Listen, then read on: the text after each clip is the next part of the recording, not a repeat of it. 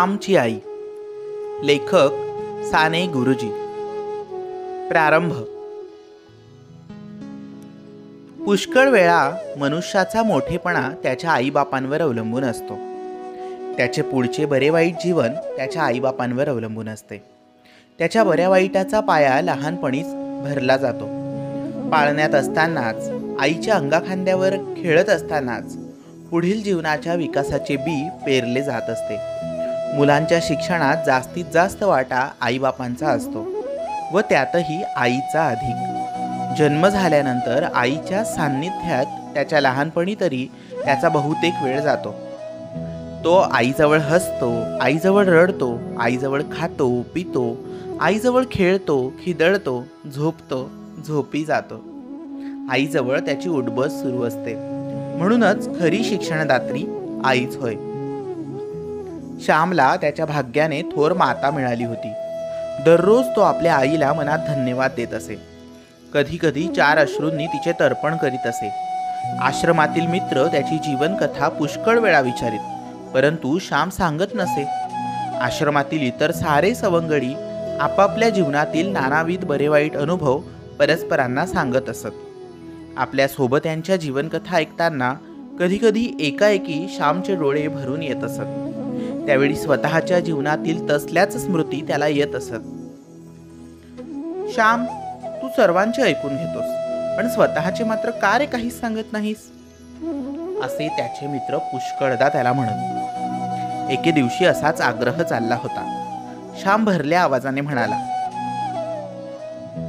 माझ्या स्वतःच्या जीवनाची स्मृती, पूर्वजीवनाची स्मृती करणं मला फार शोकदायक वाटतं. कारण गतायुष्यातील चांगल्याबरोबर वाईटही आठवते, पुण्याबरोबर पापही आठवते. मी माझ्या एकेका दुर्गुणाला खोल खड्डे खणून गाडून टाकीत आहे. ही पिशाचे पुन्हा वर उठून माझ्या मानगुटीस बसू नयेत म्हणून माझी ही धडपड आहे. जीवन निर्दोष व निर्मळ व्हावे ही माझी तळमळ आहे. हेच माझे ध्येय, हेच माझे स्वप्न.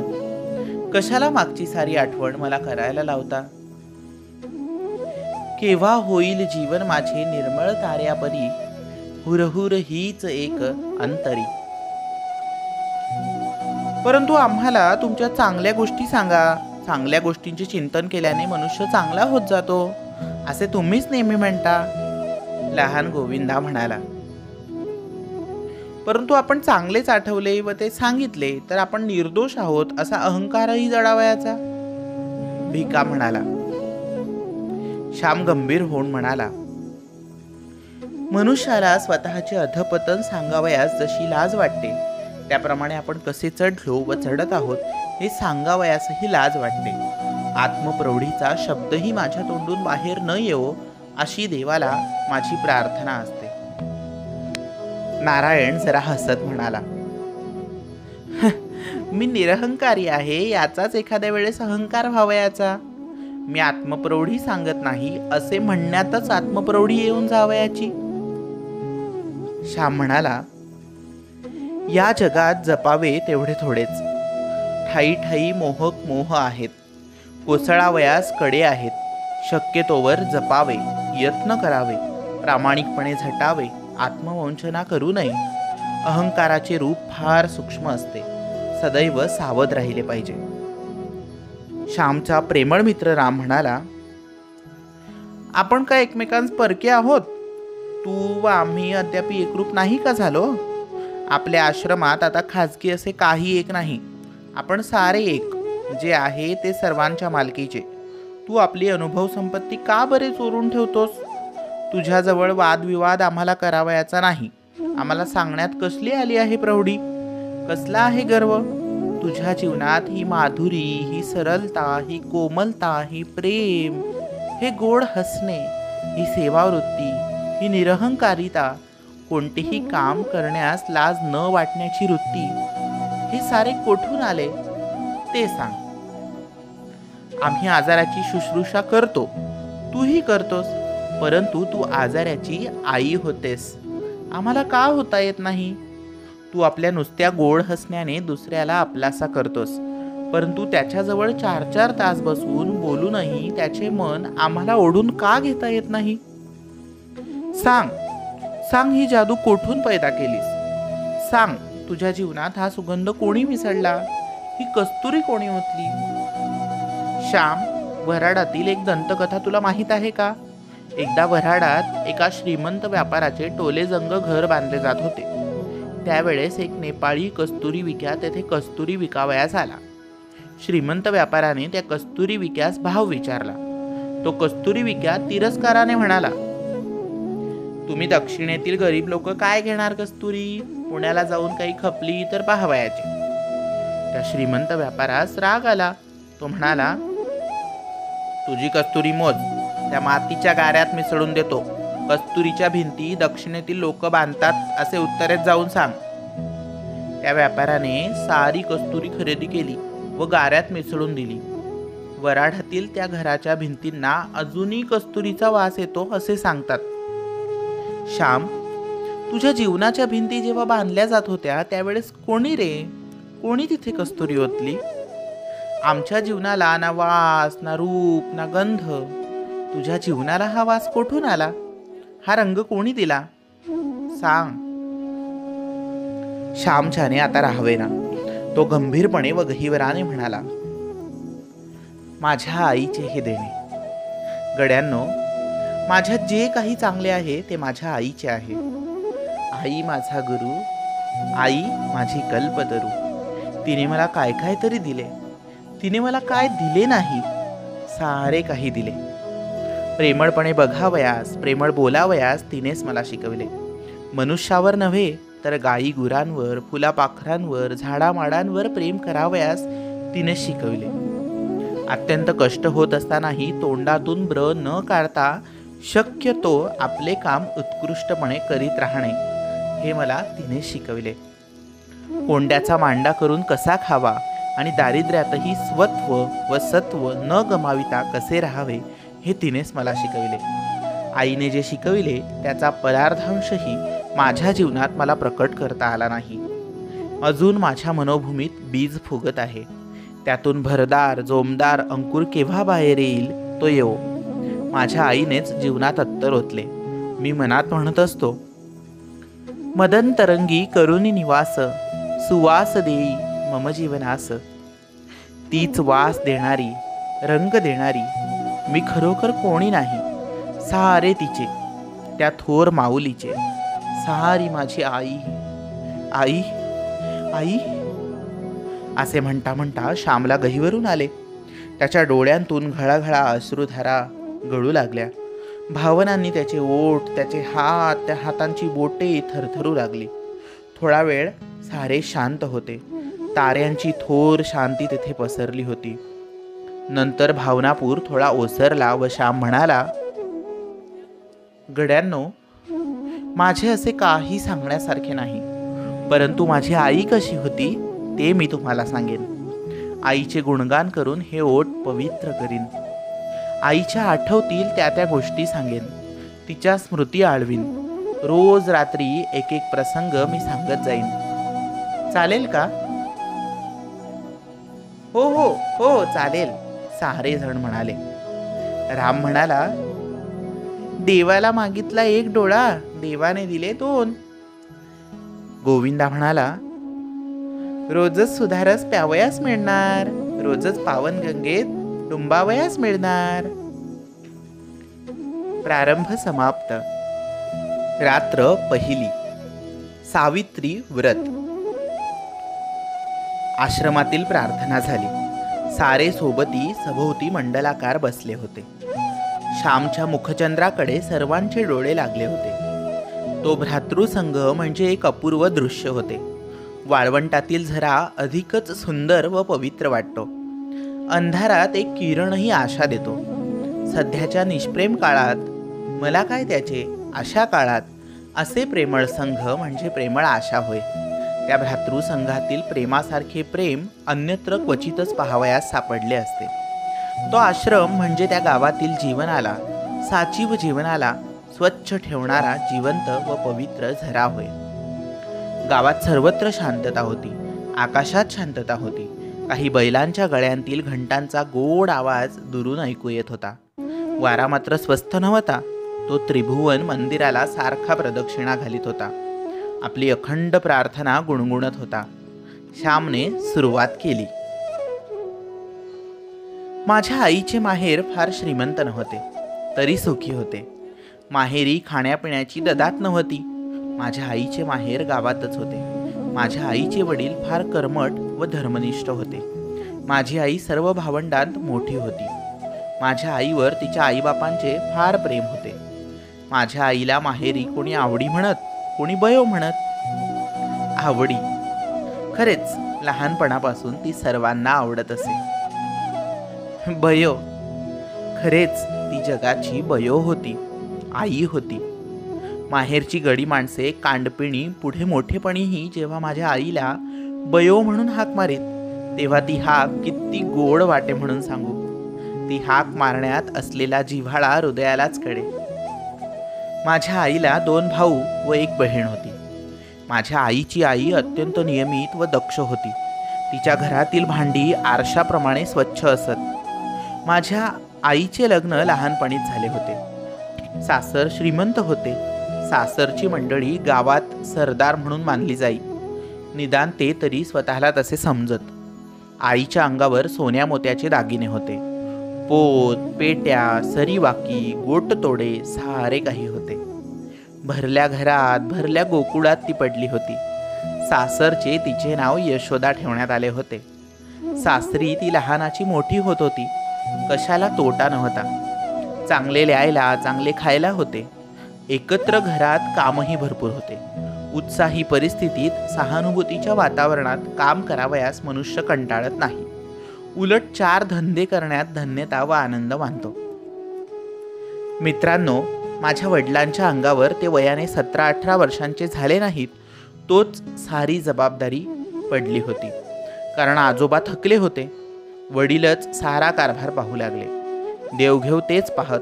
आम्ही आमच्या वडिलांस भाऊ म्हणत असो व लोक त्यांना भाऊराव असे म्हणत. आजूबाजूच्या खेड्यांतील लोक आम्हाला खोत म्हणून संबोधित. खोत म्हणजे काय? भिकाने प्रश्न केला.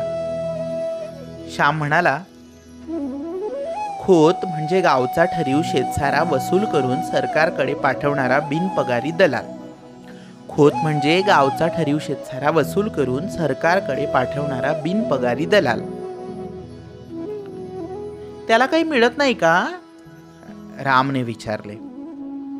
हो, मिळते तर. सरकारी शेतसाऱ्याच्या जवळजवळ 1/4 हिस्सा खोताला फायदा असतो. खोत गावातील पिकांची आभावणी करतो, पिकांचा अंदाज करतो. याला पीक धरणे असे म्हणतात. एखाद्या शेतात पीक चांगले नसले तरी चांगले लावतात. लोकांनी वसूल दिला नाही तर सरकारी मदत मिळते व मग जप्ती प्रकरणे होतात.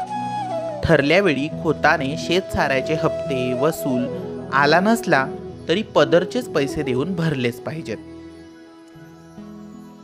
आमच्या वराड नागपुराकडे मालगुजार असतात, तसाच प्रकार दिसतो, भिका म्हणाला. गोविंदा उत्कंठेने म्हणाला, पुरे रे आता तुमचे, तुम्ही पुढे सांगा. श्यामने पुन्हा गोष्टीला सुरुवात केली. आम्ही वडवली गावचे खोत होतो. त्या वडवली गावात आमची खूप मोठी बाग होती. धोधो पाणी वाहत असे. दाण बांधून दुरून पाणी आणले होते. ते उंचावरून पडत असे. बागेत केळी, पोफळी, अननस लावलेले होते. निरनिराळ्या जातीची फणसाची झाडे होती. कापे, बरके, अर्धकापे. तुम्ही कोकणात याल तेव्हा हे सारे प्रकार तुम्हास मी दाखवीन. ती बाग म्हणजे आमचे वैभव, आमचे भाग्य असे म्हणत. परंतु गड्यांनो, ते आमचे वैभव नसून आमचे पाप होते. पाप क्षणभर हसते व कायमचे रडत बसते. पाप थोडा वेळ डोके वर करते, परंतु कायमचे धुळीत मिळते. पापाला तात्पुरता मान, तात्पुरते स्थान. जगात सद्गुणच शुक्राच्या ताऱ्याप्रमाणे शांत व स्थिर सदैव तळपत राहतात. खोताने वाटेल त्याला कामाला बोलवावे. बोलावले तर गेले पाहिजे, नाहीतर खोताचा रोष व्हावयाचा. गावातील कष्टाळू बायका माणसांनी वांगी लावावी, मिरच्या कराव्या, कणगरे, करीदे, रताळी लावावी, भोपळे, कलिंगडे यांचे वेल लावावे. परंतु या सर्वांवर खोताची नजर असावयाची. खरोखर या जगात दुसऱ्याच्या श्रमावर जगणे यासारखे दुसरे पाप नाही. दुसऱ्याला राबवून रात्रंदिवस श्रमवून त्यांना तुच्छ मानून आपण गाद्यागिर्द्यांवर लोळावे यासारखा अक्षम्य अपराध नाही. माझ्या आईच्या अंगाखांद्यांवर जे दागिने होते ते कुठून आले? पाणीदार मोत्यांची नथ, खेड्यातील गरीब बायकांच्या डोळ्यांतील मोत्यांसारख्या मुलांच्या अश्रूंची ती बनलेली होती. त्या गरीब लोकांच्या सोन्यासारख्या मुलांच्या तोंडावरील हास्य व अंगावरील बाळसे आणि तजेला हिरावून आणून माझ्या आईला सोन्याचे गोटतोडे करण्यात आले होते. परमेश्वराला हे सत्य माझ्या आईला पटवून द्यावयाचे होते. तो माझ्या आईला जागे करणार होता. माझे वडील स्वभावाने दुष्ट होते, अशातला भाग नाही. परंतु पूर्वजांची प्रथा त्यांनी चालू ठेवली. खोताच्या अवास्तव अधिकाराचा त्यांना अभिमान वाटे. कोणी ऐकले नाही की तर त्यांना वाटे ही कुणबट माजले. कुणब्याला कुणबट म्हणावयाचे अशी ही पद्धत ठरलेली. असे म्हणताना आपणच माजलेलो आहोत, सत्तांत झालो आहोत हे त्यांच्या लक्षातही येत नसे. वडिलांच्या हातात नवीनच कारभार आलेला, तथापि त्यांना फारसा अनुभव आला नव्हता. खोतपणाच्या तोऱ्यात एखादे वेळेस वाटेल ते बोलून जात व अनेकांची मने दुखविली जात. पूर्वजांची ही पापे होतीच. पाप किंवा पुण्य काही मरत नाही. जगात काही फुकट जात नाही. जे पेराल ते पिकेल, जे लावाल ते फोफावेल, फळेल. एकदा काय झाले, ती औसेची रात्र होती. भाऊ वडवलीस गेले होते. सकाळी 8 वाजता ते त्या गावी जाऊन पोचले होते. आज गावाला जाऊ नका, आज हवस आहे वगैरे वगैरे घरातील मंडळींनी त्यांना सांगितले. परंतु भाऊ म्हणाले, कसली अवस्थनी कसला शनिवार, जे व्हावयाचे ते होणार. प्रत्येक दिवस पवित्रच आहे, प्रत्येक दिवस देवाच्या घरूनच येतो. ते वडवलीस गेले. दिवसभर राहिले. 3 सांजा झाल्या व ते घरी परत जाण्यास निघाले. घरोब्याच्या एका म्हातारबाईने त्यांना सांगितले, भाऊदा, 3 सांजा म्हणजे दैत्याची येड, यावेळेस जाऊ नका. त्यातून औसेची काळ रात, बाहेर अंधार पडेल. तुम्ही नाल्याजवळ जाल तोच अंधार होईल. येथेच वस्तीला राहा. कोंबड्याला उठून थंड वेळेस जा. भाऊंनी ते ऐकले नाही. ते म्हणाले, म्हातारे, अगं पायाखालची वाट, झाली रात्र म्हणून काय झालं, मी झपाझप जाईन. दूध काढतात तो घरी पोचेल. भाऊ निघाले. बरोबर गडी होता. त्या म्हातारीचा शब्द जाऊ नका सांगत होता. फळणारी पापे, चल राहू नको असं म्हणत होती. गावातील लोकांनी निरोप दिला. एक जण भेसूर हसला. काहींनी एकमेकांकडे पाहिले. भाऊ व गडी निघाले. अंधार पडू लागला. परमेश्वराचे, संताचे व सतीचे अश्रू चमकू लागले.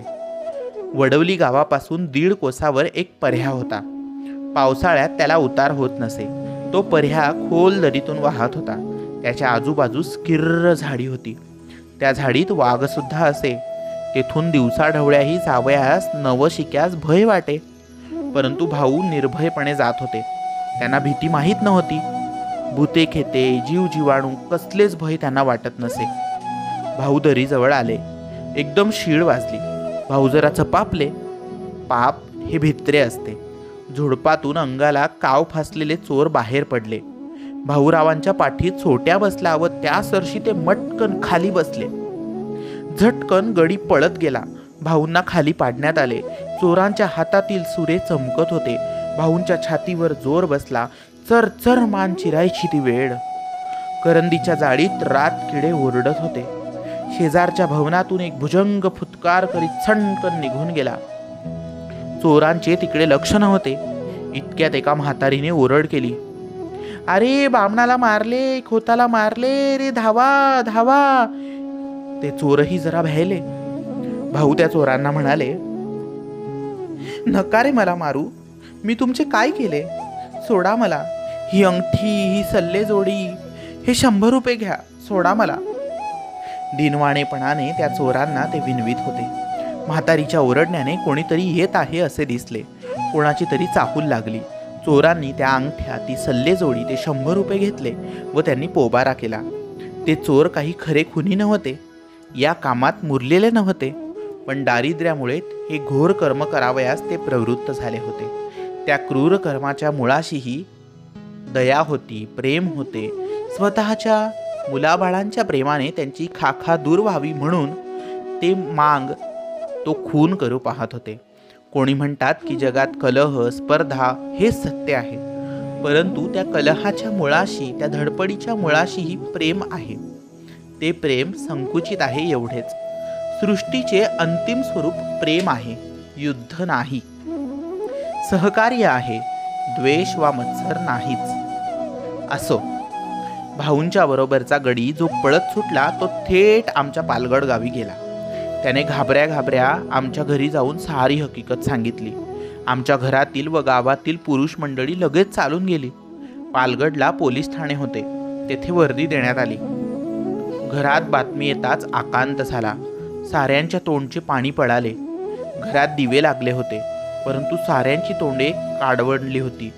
कसचे खाणे आणि कसले पिणे, तेथे तर प्राणांशी प्रसंग होता. माझी आई ती सारी कथा आम्हा सांगे. आई देवाजवळ गेली. निर्वाणीचा तोच एक सखा. देवाजवळ जाऊन आईने पदर पसरला. ती म्हणाली, देवा, नारायणा, तुला माझी चिंता, तुलाच सारी काळजी. आई जगदंबे, तुझी मी मुलगी, मला पदरात घे. माझे कुंकू राख, माझे चुडे अभंग ठेव, माझे सौभाग्य नको. आई, आई, त्यावर कुऱ्हाड नको पडू देऊ. मी काय करू, कोणते व्रत घेऊ? देवा, माझी करुणा येऊ दे तुला. तू करुणेचा सागर, येऊ दे हो घरी सुखरूप. पाहीन त्यांना डोळे भरून, नांदू तुझ्या आशीर्वादाने सुखाने जन्मभर. मला दुसरे काही नको. नको ते दागिने, नको ती मोठी वस्त्रे. कशाला मेली ती खोती? नको मला, काही नको. पती हाच माझा दागिना, तेवढा दे रे देवा. असे म्हणून आई विनवू लागली, रडू लागली. आईने देवाला आडविले, प्रार्थिले, परंतु नुसती प्रार्थना काय कामाची? प्रत्येक गोष्टीत त्याग पाहिजे, व्रत पाहिजे. माझ्या आईने या रात्री सावित्रीचे व्रत घेतले. मित्रांनो, जीवनाच्या कठीण प्रसंगी धीर द्यावयास भारताच्या इतिहासात कितीतरी दिव्य स्त्री पुरुष रत्ने आहेत. राम आहे, हरिश्चंद्र आहे, सीता आहे, सावित्री आहे. तुम्ही इतिहास लिहा किंवा लिहू नका, सावित्री अमर आहे. स्त्रियांना सदैव ती धीर देईल, मृत्यूशी झगडण्याचे धैर्य देईल. मनुष्याचा पवित्र व निर्मळ निश्चय मरणाजवळ झगडण्यासही बळ देत असतो. माझ्या आईचे सौभाग्य आले. भाऊ घरी आले. त्या वर्षापासून आई सावित्रीचे व्रत करी.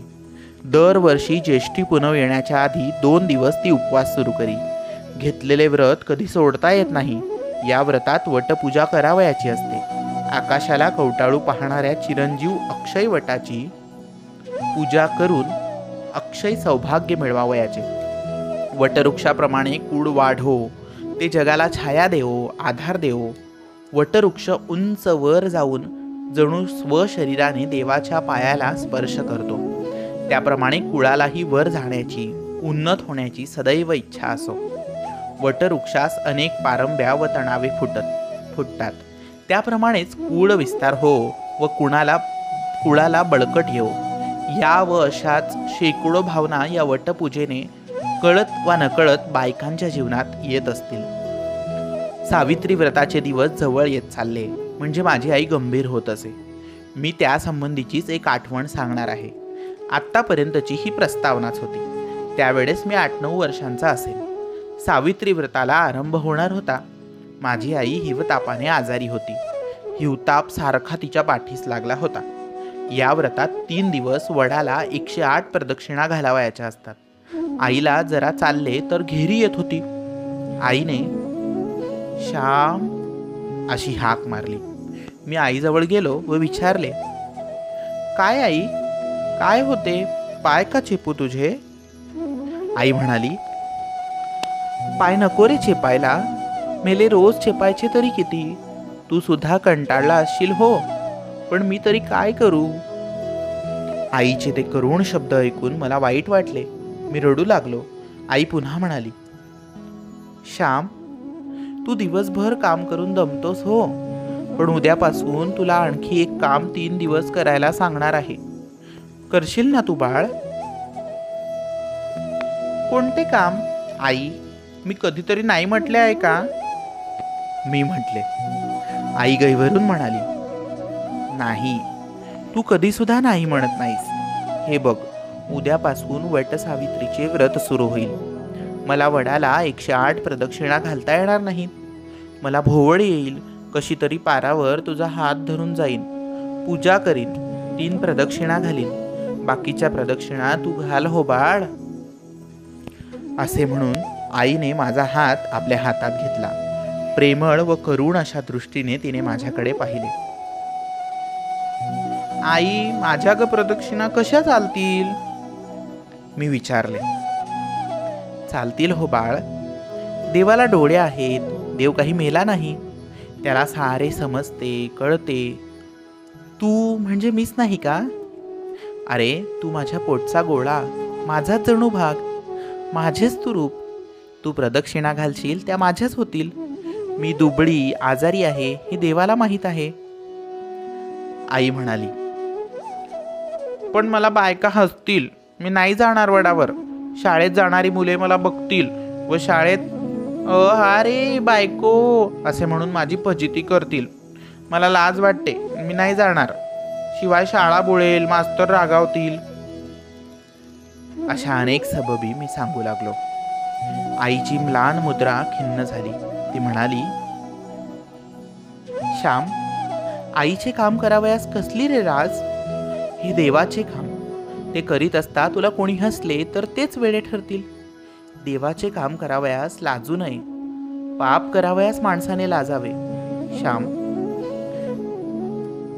त्या दिवशी चुली मागचा खोबऱ्याचा तुकडा तू घेऊन खाल्लास.